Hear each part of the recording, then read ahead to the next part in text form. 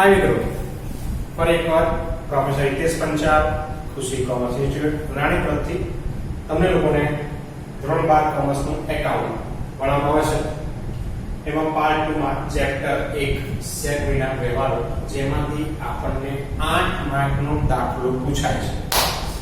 શરૂઆત જોઈ એની અંદર આપણે ખાસ જોયું કે બેઝિક આમનોન જોઈ, જેમાં તમે 8 માંથી 4 થી 5 માર્ક લઈ શકો છો, પણ એની આગળ એક સ્ટેપ છે,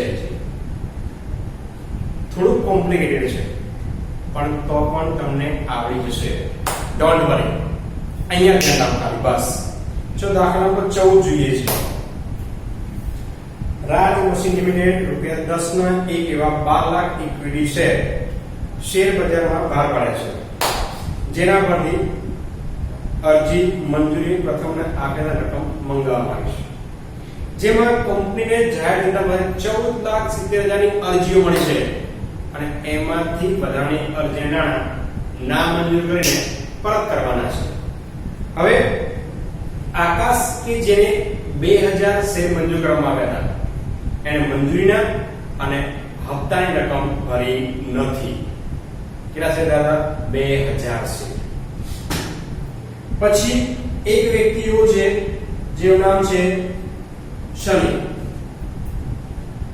એને 1200 શેર મંજૂર કર્યા હતા, એને પ્રથમ અને આખરી હપ્તો ભર્યો નથી। બાકી બધા નાણાં સમયસર મંગાવવામાં હતા અને પૂરેપૂરા ભરપાઈ થઈ ગયેલા હતા। કોણ સિવાય? બે જણ સિવાય, એક શનિ અને એક આકાશ। આ બે વ્યક્તિ સિવાય નાણાં પૂરેપૂરા મળી ગયા છે। આટલું તમે જોયું હતું। અહીંયા કંઈક નવું છે, એ હું તમને થોડી વાર પછી કહું। જે બેઝિક આમનું શીખ્યા છે પહેલા, એ જ આમનું જોઈ લઈએ, પછી છેલ્લી બેડી વાંચીએ, બરાબર?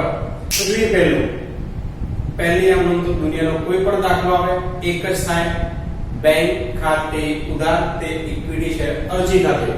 જો ધ્યાનથી પહેલી આમનું એમાં કેટલા શેર લેવા, કેટલી અરજી મળી જુઓ, 14,70,000। અરજીના મંગાયા કેટલા? 3 રૂપિયા।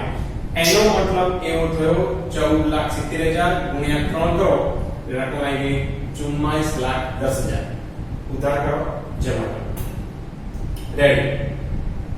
બીજી આમનો ઇક્વિટી શેર અરજી ખાતે ઉધાર, તમે જેટલા અહીંયા જમા કર્યા હતા એટલા તમારે ઉધાર કરી દેવાના, બરાબર? હવે એમાંથી જેટલા રાખવાના છે, એટલે કે તમે જેટલા બહાર પાડ્યા હતા, એટલે કે 12 લાખ, એ તમારે લઈ જવાના ઇક્વિટી શેર મૂડી ખાતે। તો લખવાનું તે ઇક્વિટી શેર મૂડી ખાતે 12 લાખ ગુણ્યા 3 36 લાખ।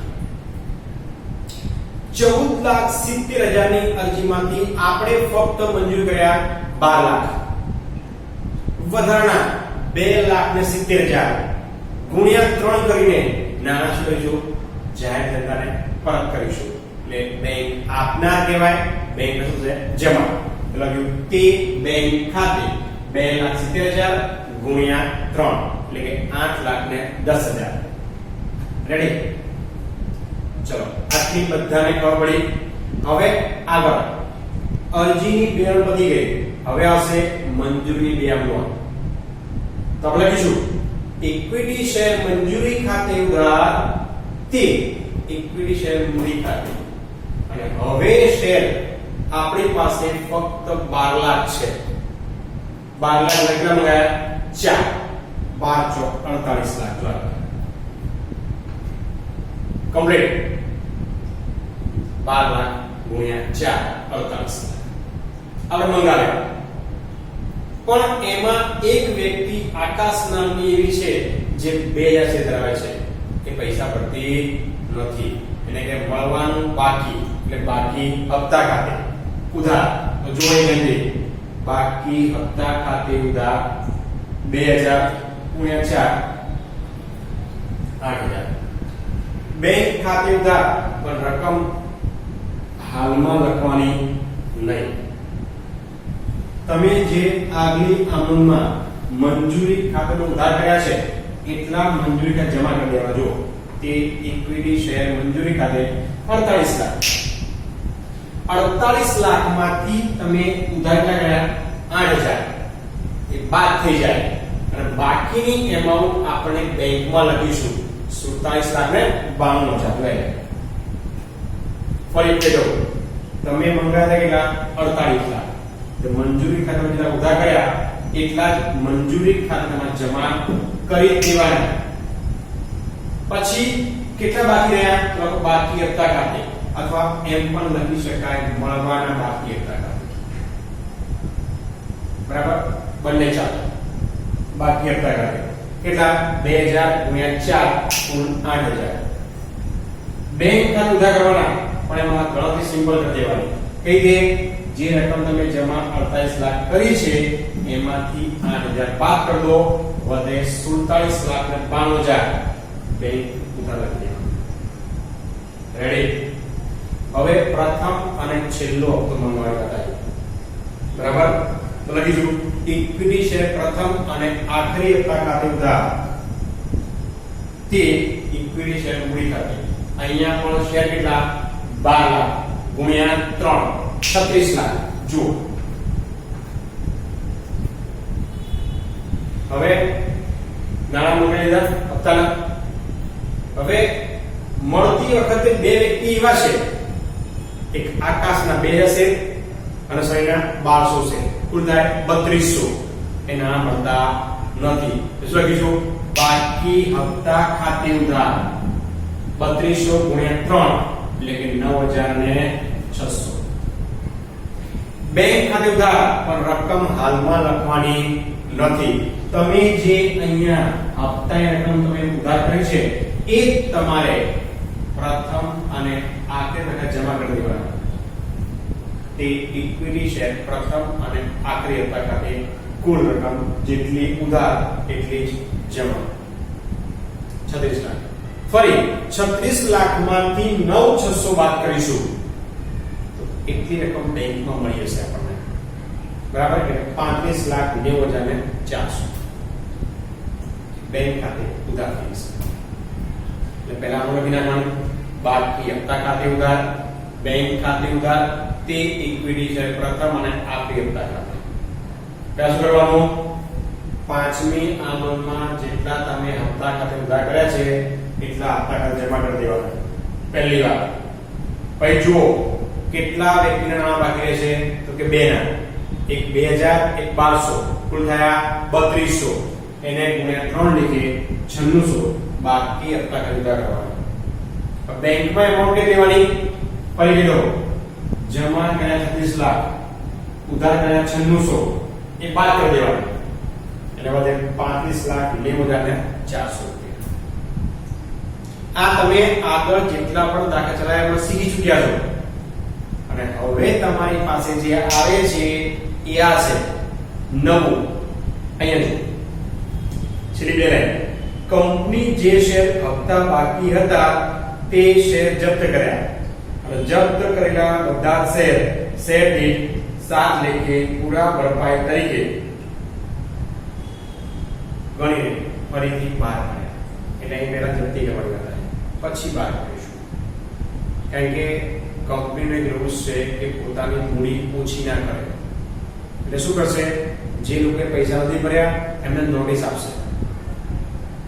બરાબર 3 નોટિસ આપવામાં આવે અને પછી જ શેર જપ્ત થાય. અને જપ્ત થયા પછી નંબર આપે કે આ નંબરના શેર હવે કંપનીએ જપ્ત કરેલા છે. એટલે બીજી વખત એ શેર કોઈ લેવેચ કરી શકે નહીં. તો જો દે હવે શું લખવાનું અત્યાર સુધી મૂડી ખાતે તમે જમા કર્યા. હવે ટેમ્પરરી મૂડી ઓછી કરવાની છે એટલે કે આપણા શેર કેન્સલ કરવાના છે. તો પહેલું લખવાનું ઇક્વિટી શેર મૂડી ખાતે ઉધાર લખી જુઓ. બરાબર અને બધા હપ્તા મંગાયા પછી જપ્ત કરતા હોય તો જ શેર કેટલા 3200 અને ગુણ્યા 10 કરવાના. નહીં તો શું કરવાનું એ દાખલામાં આગળ સમજાઈશ. બરાબર તો જુઓ તે બાકી હપ્તા ખાતે તમારી પાસે હપ્તા બાકી કેટલા છે તો અહીંયા જુઓ 8000 અને 9600 એ હવે તમારે જે લેણું હતું એ તમારું કેન્સલ કરી નાખવાનું, કારણ કે શેર કેન્સલ તો લેણું પણ કેન્સલ. તો તે બાકી હપ્તા ખાતે 8000 વત્તા 9600 એટલે આવે 17600. તો 32000 માંથી 17600 બાદ કરો તો વધે 14400. ત્યાં એક નવું ખાતું આવશે, શેર જપ્તી ખાતું. તો લખવાનું તે શેર જપ્તી ખાતું. ફરી સમજાવો, ધ્યાન રાખજો. ઇક્વિટી શેર મૂડી ખાતે ઉધાર 32000 ગુણ્યા 10 32000 તે બાકી હપ્તા ખાતે. આ જમા કેમ કરીએ છીએ? તો ભૂતકાળમાં આપણે ઉધાર કરીને લેણું બતાવ્યું, પણ શેર કેન્સલ થઈ ગયા એટલે લેણું પણ કેન્સલ થઈ ગયું. એટલે ઉધાર એટલે શું કરીએ આપણે? જમા. અને નવું ખાતું આવ્યું, તમે શેર જપ્ત કરો છો એટલે ખાતામાં આવ્યું તે શેર જપ્તી ખાતે. 32000 માંથી 17600 બાદ કરો એટલે આવે 14400. આ રકમ કઈ કે જે આ લોકોએ ભરી હતી, આકાશ અને શનિએ જે ભરી હતી એ જપ્ત કરી. લેણું હતું એ કેન્સલ કરી દીધું. રેડી. 2200 અહીંયા તો 3200 ઇક્વિટી શેર જપ્ત કર્યા તેના. હવે જપ્ત કરેલા શેર આપણે 7 લેખે બહાર પાડીએ છીએ. તો ધ્યાન રાખો. હવે હું જે બોલું છું એ વાક્ય યાદ રાખજો. ઓપ્શનમાં કામ આવશે, વિકલ્પોમાં કામ આવે. જપ્ત કરેલા શેર બહાર પાડવામાં આવે તો તેને આપેલું વટાવ ક્યાંથી અપાશે? તો શેર જપ્તી ખાતામાં. તો તમે લખ્યું છું જપ્ત કરેલા શેર પૂરેપૂરા ભરપાઈને 7 લેખે બહાર પાડ્યા. તો ચાલો મારે અહીંયા રાખજો. પહેલા મૂડી ખાતામાં જેટલા ઉધાર કર્યા છે એટલી મૂડી તમારે જમા થઈ જવી જોઈએ. એટલે પહેલા મેં શું કરી નાખ્યું? તે ઇક્વિટી શેર મૂડી ખાતે 32000 લખી નાખ્યા. અહીં પૂરેપૂરા. ઓકે. હવે કેટલા લેખે બહાર પાડ્યા? એટલાનો આપણને ચેક મળશે. તો લખ્યું બેંક ખાતે ઉધાર 32000 ગુણ્યા 7 22400. મારે કુલ બે ગણતરી 32000 મળે કેટલા? ફક્ત 22400. યાદ રાખજો, આપણને જે રકમ ઓછી મળે છે એ જપ્ત કરેલા શેરવાળાને વટાવ કહેવાય. જપ્ત કરેલા શેરને શું આપે કહેવાય? વટાવ. અને જપ્ત કરેલા શેર ફરી બહાર પાડતી વટાવ આપો એ શેર જપ્તી ખાતામાંથી અપાય. તો શેર જપ્તી ખાતે ઉધાર અહીંયા પણ સિમ્પલ 32000 માંથી 22400 બાદ કરો એટલે રકમ મળી જાય 9600, જે આપણે જપ્તી ખાતામાં લખી નાખો. હવે 7મી ને 8મી એમાં એક ખાતું કોમન છે. કયું? જપ્તી ખાતું. જપ્તી ખાતે જમા રકમ અને ઉધાર રકમમાં જો તફાવત આવે તો જ, કારણ કે તમે જપ્તીની રકમ જમા 14400 કરી છે અને ઉધાર કરી 9600. તમારી પાસે રકમ પડી રહી છે એને કહેવાય મૂડી નફો.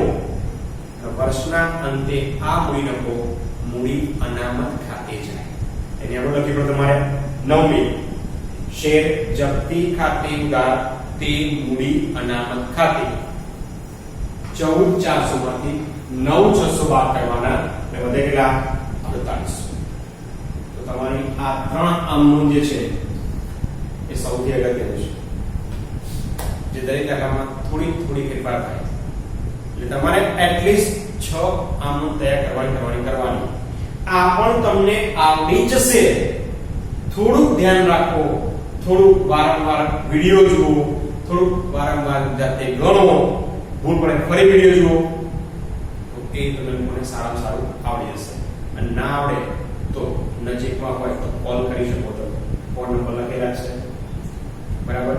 અને નજીક રહેતા હોય રાણીમાં તો તમે રૂબરૂ મુલાકાત દ્વારા પણ ડિફિકલ્ટી સોલ્વ કરી શકો છો. Okay, have a good day, good bye.